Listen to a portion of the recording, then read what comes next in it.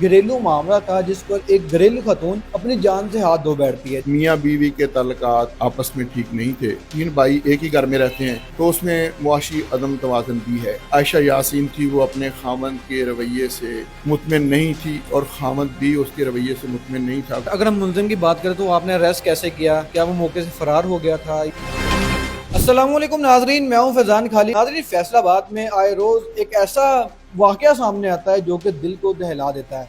इसी के साथ अगर हम बात करें इस वाकये की तो ये घरेलू मामला था जिस पर एक घरेलू खतून अपनी जान से हाथ धो बैठती है। जब हम डेथ सर्टिफिकेट की बात करें तो उसके ऊपर जो लिखा आता है वो खानदान के लिए बड़ा तशवीशनाक था, जिसमें ये बताया जाता है कि जो डेथ है वो किसी जहर की वजह से हुई है। तो शक की बिना पर शोहर को उठा लिया जाता है क्योंकि इससे पहले वहां पर घरेलू झगड़े भी काफी देखने को मिलते हैं। इस केस के इन्वेस्टिगेशन ऑफिसर हमारे साथ मौजूद हैं, असलम साबरी साहब। इनसे बात करते हैं और जानते हैं सर ये मामला क्या था, क्या ये वाकई एक खुदकुशी थी, कत्ल था या एक हादसाती मौत थी या एक कुदरती मौत थी? बिस्मिल्लाहिर्रहमानिर्रहीम। ये पिछले माह की 22 तारीख को शाम के वक्त रेस्क्यू 15 पे इतला मिली कि अलाइड हॉस्पिटल में एक औरत जो कि डी टैप की रहायशी है उसको जहर दे दिया गया, उसकी डेथ हो गई है। इस पर मैं, मेरे साथ जो मुलाजमान थे वो वहाँ पहुँचे, मेरे अफसरान सीनियर भी वहाँ पे तशरीफ़ लाए। वहाँ पे मदई मुकदमा जो आयशा यासीन नामी औरत जो जिसकी डेथ हुई, उसका भाई मोहसिन वहाँ पे मिला और उसने मुझे एप्लीकेशन दी जिसमें उसने लिखा कि उसकी बहन को, उसकी बहन के खावंद फ़हीम, उसके भाई नईम और रुखसाना नामी जो उसकी नंद है उसने जहर दे दिया जिसकी वजह से इसकी डेथ हो गई है। इस पर मुकदमा दर्ज करके हमने पोस्टमार्टम करवाया और दीगर मौके से शहादतें इकट्ठी की।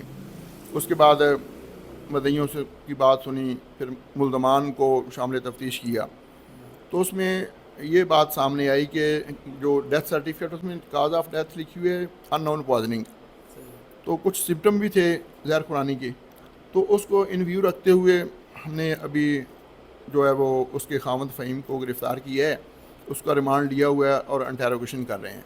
अभी तक के जो हालात सामने आए हैं वो अहले महल्ला से दाएँ से दरियाफ्त हुई है, तो उसमें यही पाया गया कि मियाँ बीवी में कशीदगी थी। वो 9 माह कबल उनकी शादी हुई थी, तो बस वो हालात उनके जो थे घरेलू तौर पे और आपस में अज़दवाजी ज़िंदगी जो थी वो एक दूसरे से मुतमिन नहीं थे। उसमें वो DNC का भी पहलू भी है कि उसकी DNC करवाई गई। वो कहते हैं डॉक्टर के रिकमेंडेशन पे हुई है, वो इनके वर्सा के कहते हैं लड़की के वो उसकी मर्ज़ी के ख़िलाफ़ थी।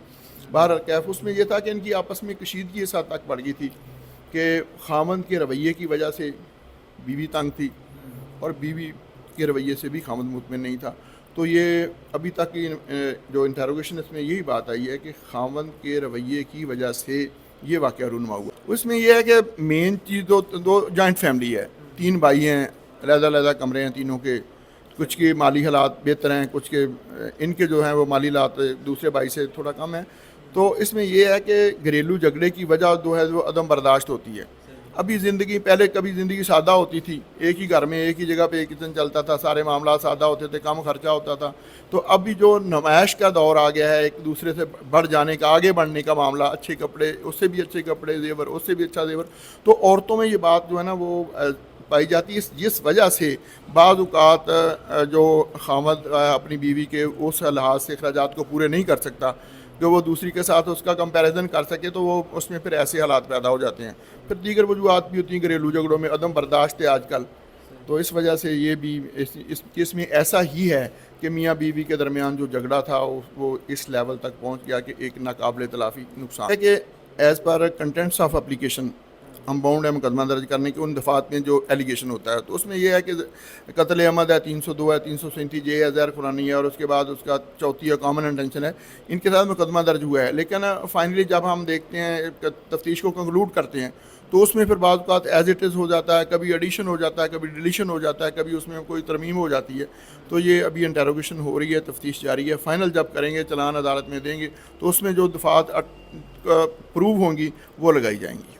پوسٹ مارٹم رپورٹ میں ابھی جو ڈاکٹر صاحب ہے جنہوں نے پوسٹ مارٹم کیا انہوں نے کاز آف ڈیتھ ڈکلیئر نہیں کی. انہوں نے لکھا ہے کہ کاز آف ڈیتھ وہ جو سیمپلز بھجوائے گئے ہیں پی ایف ایس اے میں ان کا رزلٹ آئے گا تو ابھی وہ پینڈنگ ہے. لیکن اس کی جو گرفتاری ہے وہ جو حالات ہے تفتیش کے ابھی آئے ہیں کہ اس کی وجہ سے یہ وقوع رونما ہو, اس کے رویے کی وجہ سے یہ وقوع رونما ہے, اس کے تحت اس کو نہ بھی گرفتار کر کے انٹیروگیٹ کیا جا رہا ہے. ایسے ہے کہ انسان کا جو باہر ہے وہ باہر والا جو اس کا ظاہر ہے وہ تو نظر آ جاتا ہے سب کو, لیکن باطن میں بہت ساری چیزیں چھپی ہوتی ہیں. بعض اوقات انسان اندر سے اتنا ٹوٹا پھوٹا ہوتا ہے, باہر سے بڑا خوش ہوتا ہے, باہر بندہ بہت خوشحال ہوتا ہے تو دوستوں کے لیے یہ بھی خوشحالی نظر آ رہی ہوتی ہے, لیکن اندر سے گھر جا کے پتہ نہیں اس کے کیا حالات ہوتے ہیں. تو یہ جو ابھی وقوع رونما ہوا یہ اچھے حالات والا نہیں ہے.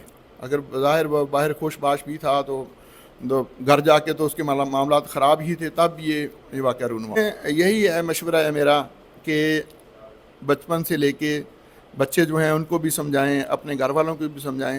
ایک دوسرے کے ساتھ جو نا وہ عدم برداشت کا رویہ نہیں ہونا چاہیے. کسی کے اگر آپ نے کوئی خامی ہے کوئی پوائنٹ آؤٹ کرتا ہے تو اس کو قبول کریں, اگر کسی میں خوبی ہے تو اس کو پوائنٹ آؤٹ کریں, اور اگر کسی بھی غلط فہمی میں کوئی ایسا قدم نہ اٹھائیں کہ وہ بعد میں اس کی تلافی نہ ہو.